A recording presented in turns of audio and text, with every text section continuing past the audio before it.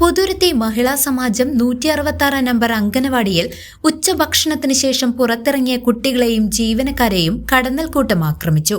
ഇന്നുച്ചയ്ക്ക് 12:30 ഈ സംഭവത്തിൽ 4 കുട്ടികൾക്കും ഹെൽപ്പറായ 56 വയസ്സുള്ള ശോഭനയ്ക്കും ഉൾപ്പെടെ 8 പേർക്കാണ് പരിക്കേറ്റത്.